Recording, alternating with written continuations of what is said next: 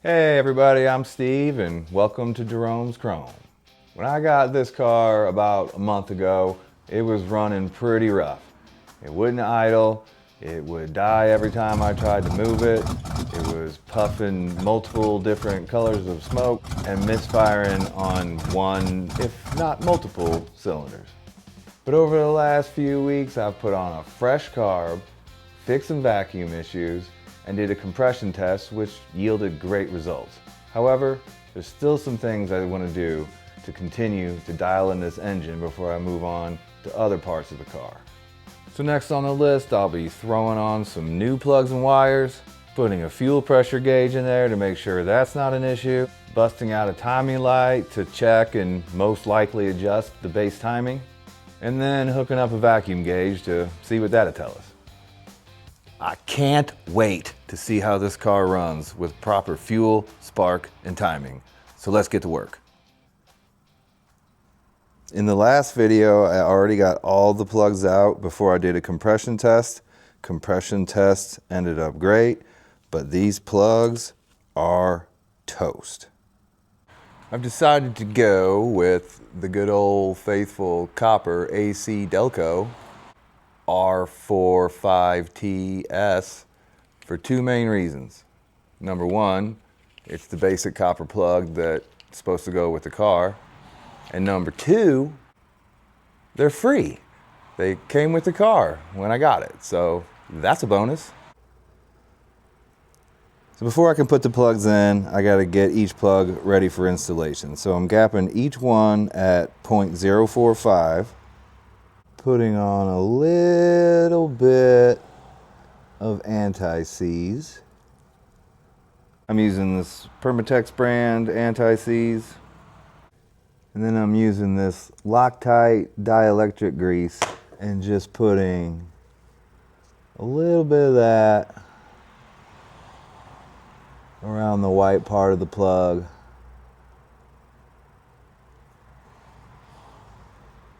But not getting too crazy with it. So now I got the gap set, anti-seize around the threads, dielectric grease around the white part. I can't remember what it's called right now. So plugs ready to go in the car. I just want to get them all in finger tight at first, and then once I get them all in, I'll go around and make sure they're all snugged in correctly. Well, there's one, finger tight. 7 more, and I'll get back to you. As I'm standing here, gapping and greasing plugs, I was just thinking to myself that I'm a pretty lucky guy to be able to be out here doing this and to be having you watching. It really makes YouTubing a whole lot funner when people are watching and subscribing and commenting, and I just want to say I really appreciate it. Sometimes getting the plug to get started to thread can be challenging, but you got to be patient, because if you cross thread it, you're going to have a really, really bad day. Ask me how I know. After a little bit of a struggle, all the plugs are in. The star of today is 5/8 flex head gear wrench. It made this job way, way easier.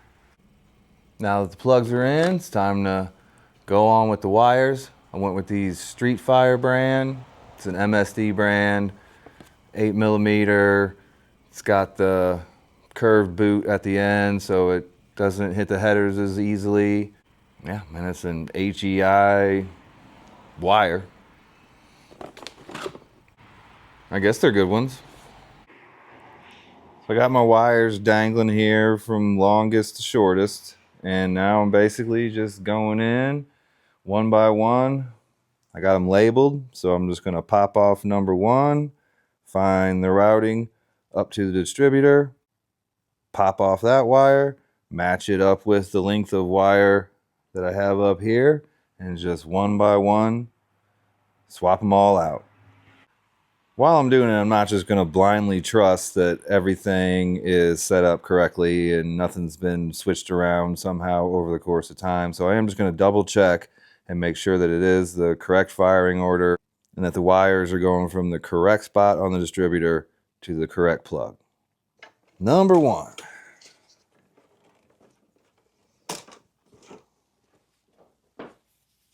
You know, I'm going to take care of this paint.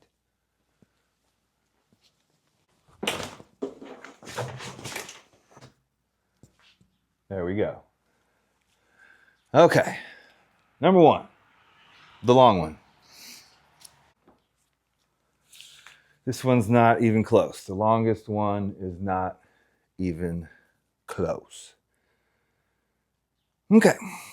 Let's see if it works anyway.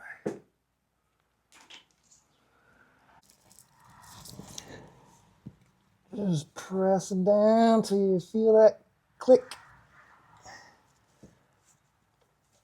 She's on. And there we go. Number one, running from here, underneath those headers, up through here, and on to the number one spot in the distributor.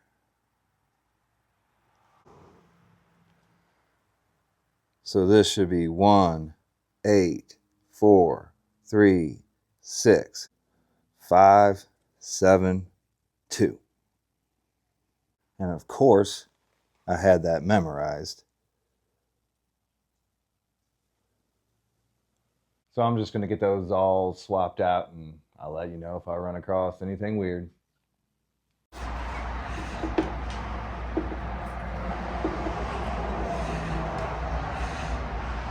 Oh my God. Check out this brand new part, already torn at the boot. Didn't even get it on there.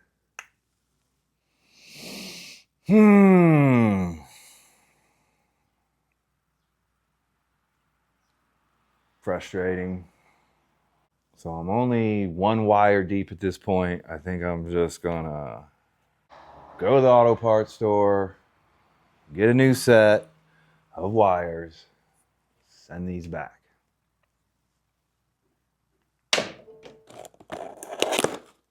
It's 4 hours later.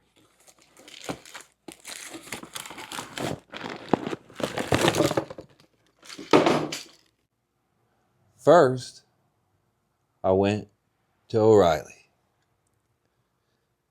And they said they did not have spark plug wires for this car or a 78 Caprice Classic or a 78 Chevrolet C10 pickup.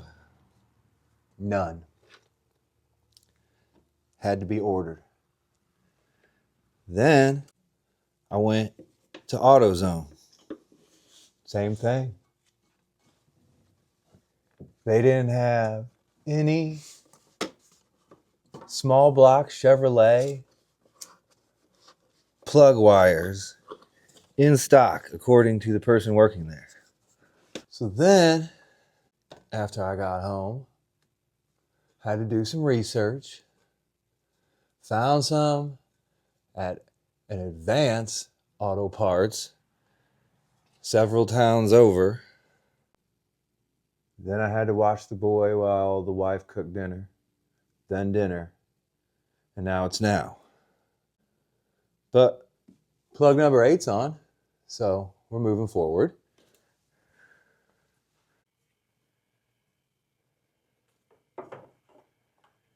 These are just not the same length. Am I good? I'm good. The old wires are just really long, more than these are short. These plug wires are too short to tuck underneath the header. They'll reach if I just, man.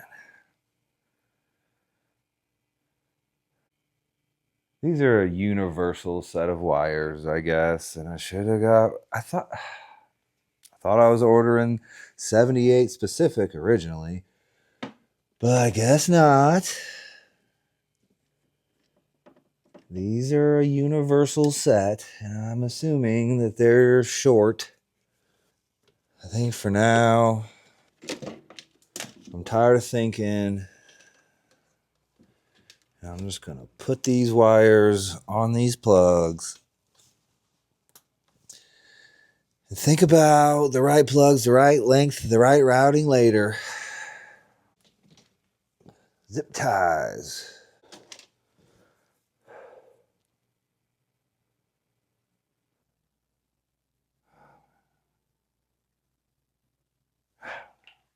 The wires are in, okay? It's not good. I patched together 2 different sets of wires that weren't right, not in the correct routing, under the headers perfectly, all structured like the Corvette Ben does. This is a mess, okay? It's not the right wires, and I just ran them temporarily for testing purposes only. I just want to get the car running and see how it does. And I'll put on the right wires, routed correctly, all beautifully under there a little bit later. I'm going to have to circle back around to that. So they're on, and that's good. Now it's time to move on to throw in a fuel pressure gauge on that fuel line to make sure I'm running the right pressure to this carb. I went ahead and invested in this Amazon special fuel pressure gauge, and I'm already concerned because I don't know if you can see this on the camera, but yeah, there's a ball of liquid in the face of that, and I don't think that's normal. But yeah, maybe it is. I don't know. Anyway, I'm going to put it in and see if I regret it. Basically, just got to put this fitting in this line. Screw that bad boy into the top. Hose, clamp it down. Done. Should be simple, but so should plug wires, you'd think. I might want to put the fuel filter down here more to have the gauge around here more, so that way when I have the air cleaner on, it's not hitting it.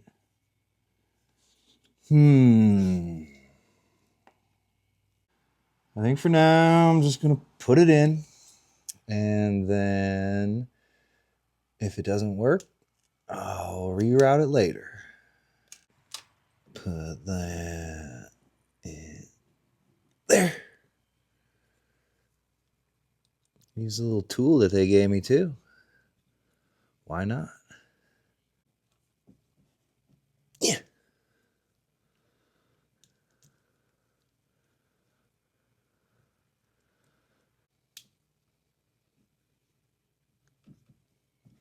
Okay. It came with like a whole roll of thread tape, so that's a nice little bonus. Just making sure I put the thread tape on in the right direction. Got my gauge, a sweet little wrench. Throw that thing in there.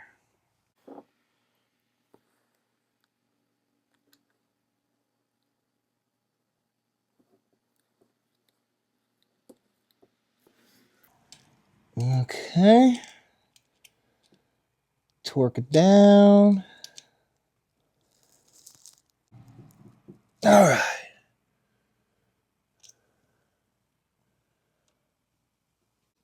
Air cleaner is definitely going to hit that. I guess I don't have to leave it in here permanently. All I really want to know now is, does it have the right fuel pressure? Maybe I'll just check it, see how things go. And if I don't like the location of this, I'll either move it or remove it. At least we can get an initial reading, see if we're close. Fuel pressure gauge installed. Morning. It's the next day. Yesterday, I got the plugs and the wires and the fuel pressure gauge installed. Gonna need to do a little rerouting in the future, but at least it's good enough to be able to fire this thing up today and continue to do a little more testing and dialing in. So the next step is just to fire it up, and then we're going to get a timing light on that timing tab and see what the base timing is. Get that adjusted, and then once that's dialed in, I'm going to throw a vacuum gauge on here and see what that tells me. But before I can look at the timing, I think I'm going to have to clean up this timing tab. It's a little bit rusty, and I can't even see the notches on there at all. It'd probably be okay. I mean, I can definitely see the teeth, and the line on the balancer's probably okay, but it won't take me long to just throw a little bit of PB blast on there, give it a quick scrubbing with a brush, and just make it a little bit easier to see. That's way better. You can actually see the notches on the timing tab now, and you can see the line on the balancer way better. That ought to help. In order to set the base timing correctly, you have to remove the vacuum advance from the distributor to the carb. So I'm just popping it here and then just capping that temporarily.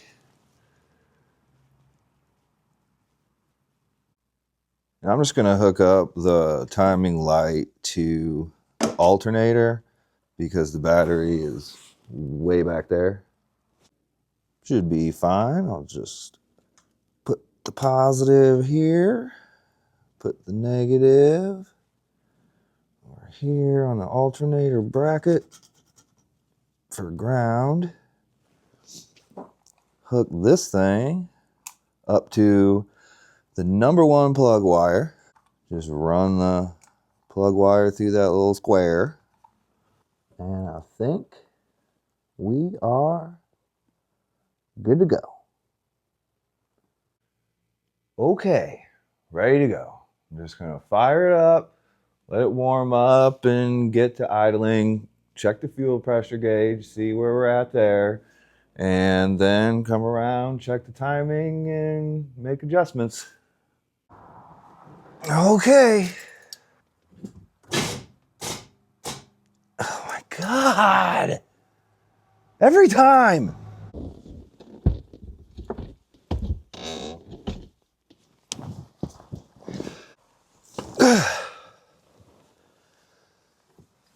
Okay, let's try that again.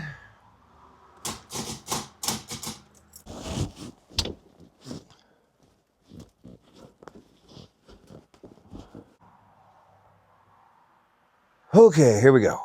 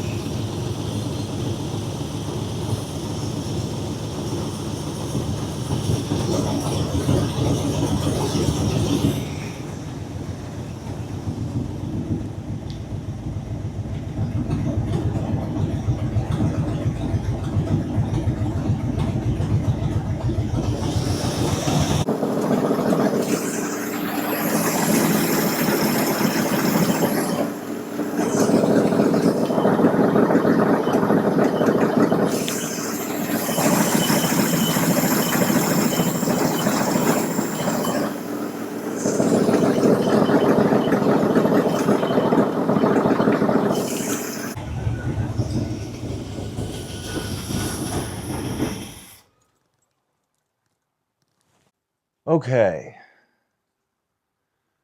Thoughts. I couldn't see the timing mark. I think I'm gonna have to get on the balancer and make that mark more visible. The loud exhaust noise might have been more than just exhaust noise because it's considerably better right now. And lastly, there's a lot of smoke. There's a lot of smoke right now in here. I freshened up my timing mark now and we'll see.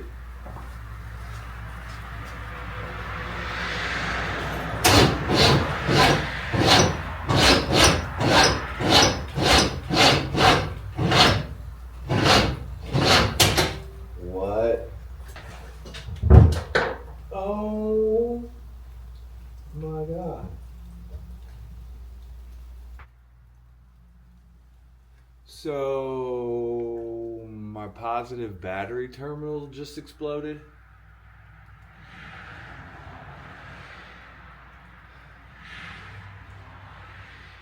Today's going well. So, okay. This just is not on there anymore. That thing is so bad. I should have changed it a long time ago. But why this just happened? This thing like melted and exploded. It just got so hot it melted this whole situation off. What is up with that?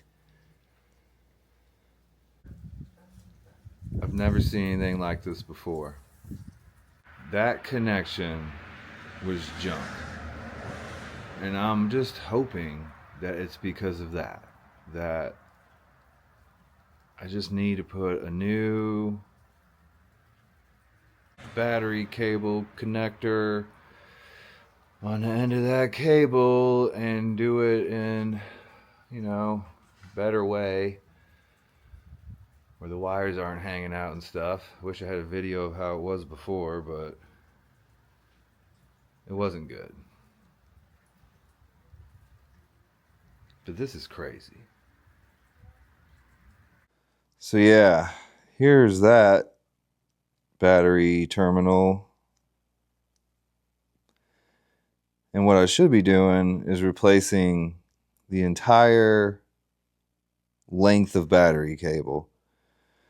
But right now, instead, I'm just going to replace it with the exact same part. Like an idiot. But here's the thing. I don't want to replace battery cables right now. I don't want to jack it up and get under there and do that. I want to do the timing. So, I'm just going to... I don't know if the reason this happened is just because this connection was raggedy, and it was. It was very, very raggedy. Or if it's because something else going on with the wiring, or if it's because the way I hooked up the timing gun, or not. So what I'm going to do is just put on a new connector, start it without the timing gun connected to it, see what happens. If I'm still having issues once I put this on, then I'm just going to have to bite the bullet and just replace the cables. Okay, the first thing I got to do is just cut off all the nasty and try to find some fresh copper. Got some cable cutters I've had since I've been like 19.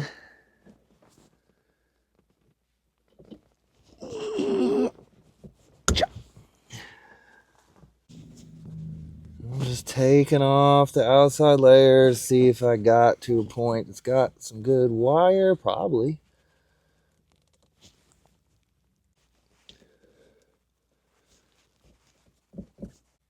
So cold that like hand function is compromised. Come on, hand. Do hand stuff. Yeah. Poof. Lots of corrosion. I want to cut her back a little more.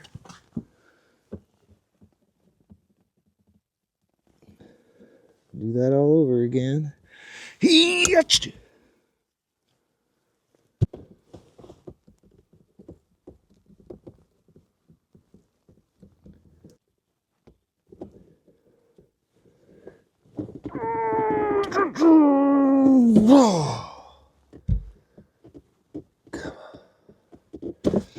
Poof. This cable's junk. Junk.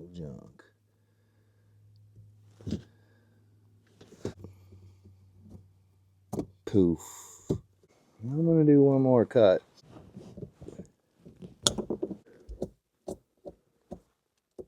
This is not okay. There's just corrosion all the way down this wire.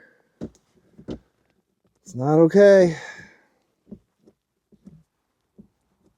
I'm putting this thing on this corrosion laden wire because I'm an idiot.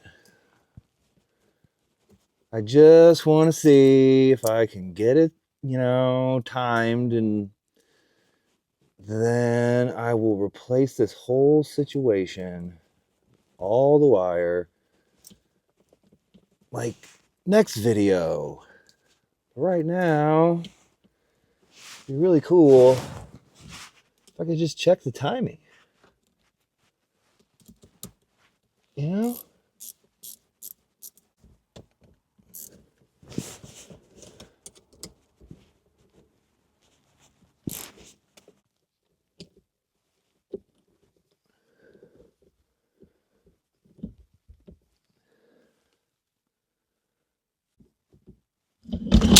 Oh my. Torque! Okay, this is what we're working with. This is how it previously was, except for on the old one, there was tons of wires rolling out of here, rolling out the sides, and this whole situation was loose. So it's not a better connection, and the wire's still junk, but at least it's, snug and tight, and there's not a bunch of exposed stuff hanging out. Okay, I got the rigged up battery terminal on there now. I'm just going to fire it up without the timing light on the alternator and just check out the battery connection when I fire it up and see if the car light's on fire.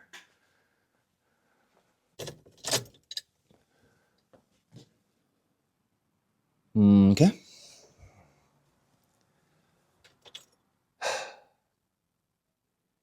Come on now. I don't really want you to light on fire. I was just thinking that. But I love you, okay? Okay, let's do it.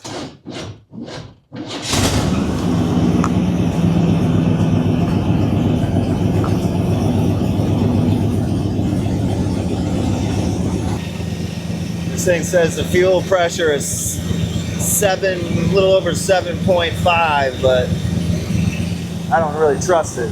The smoke is way less right now, but maybe that'll start coming on. All right, no fires.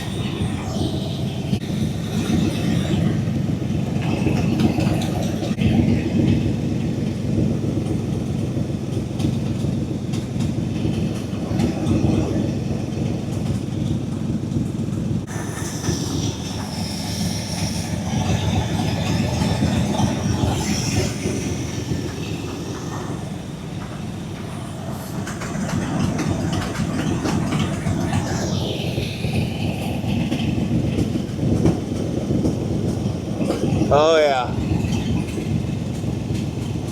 Not even close. I can see the timing mark now, and it's not even close. Like, timing tab is here, timing mark is down. It's not even on the tab. It's like this far away from the tab on the side of retarded. At least nothing caught on fire though. It's a couple days later now, and things didn't necessarily go according to plan. According to the timing mark, it's like 30 degrees after top dead center, not even close to the tab, and when I turn it counterclockwise to try to advance it, the vacuum advance is like buried on the manifold, so something's wrong. I'm assuming that either the distributor is off a tooth or two, or the harmonic balancer has slipped. It's hard for me to get on board with the distributor being that far off because Derek drove this car 750 miles and it was not major engine issues that was the problem with the car. So I don't understand how the distributor could have been that far off and this car was running pretty good. But did the balancer slip just sitting there? I'm not sure right now. So yeah, I guess it could be distributor is stabbed in wrong, distributor is junk, harmonic balancer has slipped, or the timing chain is way off. I guess that's all it could be. I'm not 100% sure. I'm not 100% sure which one of those things could cause it to be that far off. I think it's the balancer. So I guess what I need to do is pull plug number one, find top dead center, and see if the timing mark on the balancer aligns with the timing tab. Would have probably been a good idea to do that when I had all the plugs out. Now I'm pretty sure, correct me if I'm wrong, that if I get this thing to top dead center and the timing mark aligns with 0 on the timing tab, the balancer is probably good and it's a distributor issue. But if the tab doesn't line up with the mark on the balancer and such, then it's most likely a balancer issue. I think that's how it works. I still got some research to do to know if that's correct, but if you know why this could be happening or have a good idea, I would love to hear about it in the comments. It would seriously help out. Seriously, I mean it. Help, please. But yeah, things didn't go too smoothly this week. I bought the wrong wires twice. I put the fuel pressure gauge in a dumb spot and the fuel pressure's high. My positive battery terminal melted. The timing is way off and I'm out of time for this week. Sad. But I am not complaining. I have learned so much in this process and I'm like truly excited to continue learning more. And I know for a fact that this car has a lot to teach me. So next video, we are gonna definitely figure out what's up with this timing and hopefully if things go right, be able to actually get it timed and see if that's the biggest issue. I really, really do appreciate you watching. I'll see you next week.